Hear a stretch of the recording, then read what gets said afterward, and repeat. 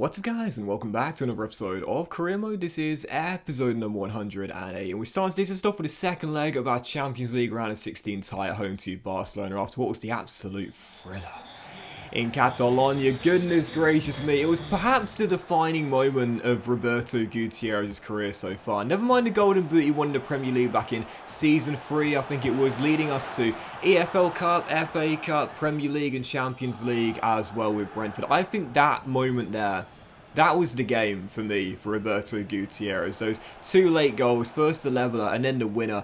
It was a real sucker punch for Barcelona, who were minutes away from a massive win against the Italian giants, AC Milan. And then for us to just right at the end have this man score that brace in 5 minutes. It was a sucker punch. That's why coming into the game as well, I have to say I think it's a really strong lineup for us. I was taking no chance whatsoever, but I feel as though Barcelona were just gassed, you know, physically and mentally after that defeat in the first leg in Spain. They were just gassed. They were just completely out of it. They were minutes away from a massive win, and then they lost the whole thing. So coming to the second leg at the San Siro, we've been almost perfect this season. I think they knew it was going to be an incredibly tough tie if they were going to get themselves through from the losing and trading position. And after Gutierrez scored our first goal in the first half, it was all Milan really. Ramirez, Messi's regen, almost scored a sensational goal in the second half. That would have been glorious 67 minutes in, and there were 12 minutes to go with the game done. Roberto, no, off target. For those who still ask me, yes, I am trying the halfway line goals. I'm just not getting close. At the start of FIFA, for some reason, I was getting a lot closer than I am now. You would have thought that practice makes perfect, or at least some sort of improvement. Somehow I've regressed. Somehow I've got worse at trying the halfway line goals. 1-0 the final score, though. We controlled the second leg and got ourselves the victory on into the Champions League last 16. As I processed through, I was waiting to see who we got in the quarter-final. No draw was made, but as we find out the old-fashioned way, there it is. It's Villarreal in the last 8. Man City vs Spurs, Chelsea versus Atletico, and Inter vs Manchester United, the other ties in the Champions League last 8 fixtures.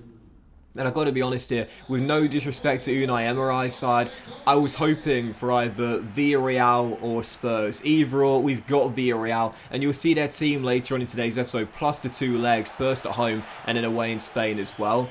They're not having a great season in La Liga, and it's not a great team considering where we are in career mode right now. So definitely a favourite to go through to the semi-finals now in that tie. Still, second game of today's episode. This was interesting, and we were talking about, you know, Villarreal not being the strongest side to face. Well, sometimes in career mode, that can make them a tougher opponent. And it certainly has been that way at times in league football throughout the years with Brentford and now Milan as well. Second game, Salernitana, away from home right now, 16th in the Serie A, and you're thinking, even though we're away, this should be a banker, right? Well, we fell behind very early on. Despite having the chances, we were approaching the break with 8 minutes to go and still trailing by a goal to nil. I needed to find a leveller before half-time. I couldn't be 45 minutes away from just our second Serie A defeat of the season. Needed to find an equaliser, and we got it as well. Roberto, second goal in Serie A this season. Only scores nice goals, I swear. Makes it 1-1, gives us the leveller, and then 20 minutes after the restart in a really lacklustre second half. Didn't create many chances whatsoever. I only got one good one, so I needed to take it, and I did as well. It fell to the right man. He found the back of net. Still chasing that goal-scoring record and the golden boot as well. But hey, listen, we won't mind one bit if he falls short at a competition record of 36, as long as we win the crown. Final score 2-1. Had to come from behind to win this one. Very tough game indeed against Salernitana. One of the games where the stats are a little bit deceptive. Deserved the win, but it certainly wasn't one-sided. Thankfully for me, though, Roberto had a stormer through the middle of the park. He just ran the show, really, through the centre in a big game there that shows why we spent big on him in the summer to bring him back from West Ham to Italy. Still, following that, this was interesting. Speaking of central midfielders, Yuri Tielemans pulled his hamstring on international duty with Belgium. As you see the league table now, 9 games to go. The gap is still 10, and we're 15 clear of Inter Milan now. I don't think Inter are going to catch us, but 10 clear of the old lady. Now, of course, we do know they have a better head-to-head record, so if we finish level on points, they would win the Serie A. But being the 10 points clear with 9 games to go, we know win 6 of our remaining 9, which is definitely doable, and we will be Serie A champions. We got the chance to do it in this month of April. You see the 6 games here, the biggest of course being Inter Milan at home. Genoa and Roma away will be tough ties as well, of course, and Hellas Verona, who beat us last season as well, lest we forget, that won't be easy too. But yeah, 6 wins away from 9 games now to win the Serie A title.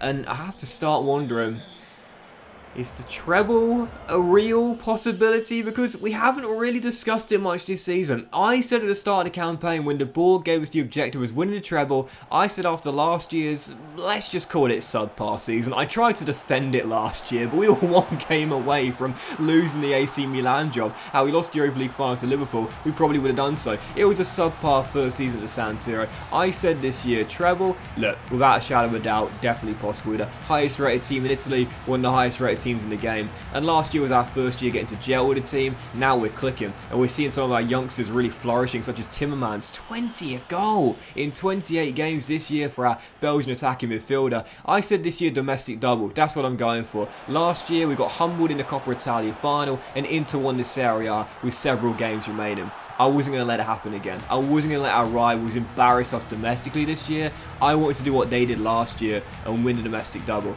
That's definitely on, there's no doubt about it. But after the Champions League getting drawn against Villarreal, and with no disrespect to them whatsoever, we're definitely firm favourites to reach the Final Four. And after our 2-0 win against Bologna, the crusade in the Serie A continues as our winning run gets extended here with a 2-0 victory courtesy of Timmermans. You'll see the team, Villarreal, heading into the 4th game of 6 in today's episode and the first leg of the Champions League quarter against the Spanish side. Well, Unai Emery's side not having a great season in La Liga. Only 8 games to go and they're well off the pace. They're 6 behind Real Sociedad in 4th. They still have the chance of qualifying for the Champions League again.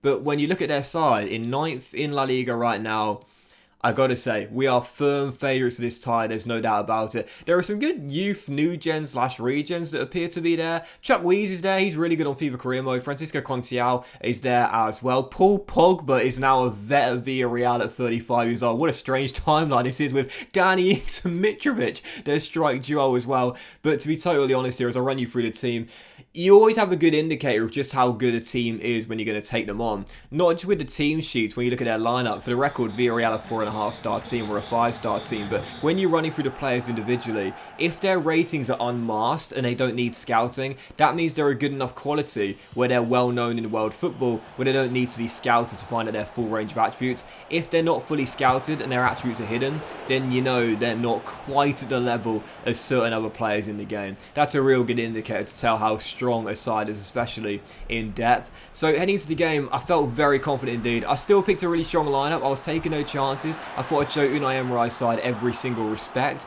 And they almost took the lead as well. They almost stunned us. And then 14 minutes in after Gutierrez denied, should that have been a penalty? Ramirez taken down, but the referee says play on, and it's still 0-0. So Frenetic starts the game. The woodwork rattled, a great save, and also a penalty appeal turned down as well. I gotta say, I thought this would be a really one-sided tie, but instead a really frenetic and fast-paced first half an hour. Still saw the game at 0-0. Until it wasn't. From the resulting corner after Timmermans denied by Sam Johnston in goal for Villarreal, it's whipped into the middle and Roberto Gutierrez gets yet another and heads us in front. I gotta say, it was a nervy first half an hour, being slightly on top, but not by much. But once Gutierrez got us that headed goal there, 33 minutes in, his 6th in 8, as he chases the Champions League Golden Boot as well, I thought, okay, pressure's off, do you know what I mean? And I'm sure you'll have those games of FIFA, and I have them a lot as well, where you head into a game, you're firm favourites, you might have had an early scare early on into the game, perhaps a goal line clearance or a big save, or like in this case, the woodwork getting rattled. You start thinking, okay, alright, this could actually go a different way to what I was expecting. But once you get that first goal, it's pressure off and you can play your best football. A few minutes after Roberto gave us the lead, he set up Ramirez for our second, and on the stroke of half-time, we'd make it 3. Callum Hudson-Odoi blasts it past the former baggy, makes it 3-0, and that would do it. And again, so many games of FIFA are like this as well. You know, when you're the favourite, when you're the stronger team, you expect to win comfortably, but you have that early scare. I always say, don't dig in, don't start to feel apprehensive. You know, if you have those games where you're firm favourites to win it, you got the stronger side, and you have a little bit of an early rattle on your goal, don't feel apprehensive to keep on attacking and going forward. Put your stamp on the game. As soon as you get that first goal, pressure's off. pressure is off, and that's exactly what happened in this game as well. Had I sat back and then started to treat Villarreal a little bit differently, maybe I would have invited pressure. Maybe they would have got an early away goal. Maybe the game could have turned out completely differently. But instead, I thought, stay to the game plan, get in attack mode, get that early goal. And once we got it through Gutierrez, that was that. I knew from that moment there, we were going to win the game convincingly. And we did. 3 goals in 15 minutes. 3-0, the final score. And we'll head back to Villarreal knowing now we got 1 foot in the Champions League semi-final. So, yeah, 4th game of 6 in today's episode. 5th game, 6 in today's episode. Roma away, Stadio Olimpico. And I got to say, heading into this game, Mourinho had done well after a tough start to the season to get back into the top 10. But I still felt very confident extending our run in the Serie A. We have been absolutely sublime domestically this season. That's why we lead the league by double digits. And this guy's been the pick of the bunch. 29 goals in 31. He'll be sitting there saying I should have 30 or 31 after the save file conflict issue. We gave him the penalty, of course, taking a goal or 2 away from him. But he's still got the chance at the record. That's just how good Roberto Gutierrez is. 29th goal, 1 away from the 30 club. The golden boot is going to be retained by Roberto. Question is, can he get to the 36? Well, he set up Moyes for our 2nd goal in this game, rolling through Kinu, finessed it home 11 minutes after the restart, 2-0 win at Stadio Olimpico. And you see the stats here as well. I've mentioned this before. This season, I'm doing this a lot more. Conserving energy, passing the ball around, retaining possession and killing the clock. I think last season, one of the reasons why I conceded so many late goals, letting so many goals towards the end of games and saw points slip through my fingers late on, it's because I was playing full throttle attack football from first minute to last. This year I've understand the concept of game management and killing games off, not with goals and attacking play, but passing and tight defense. It's why I've only conceded 15 Serie A goals all season long, and why we're so much better as a defensive unit. And the proof is in the pudding in our 6th and final game today as well.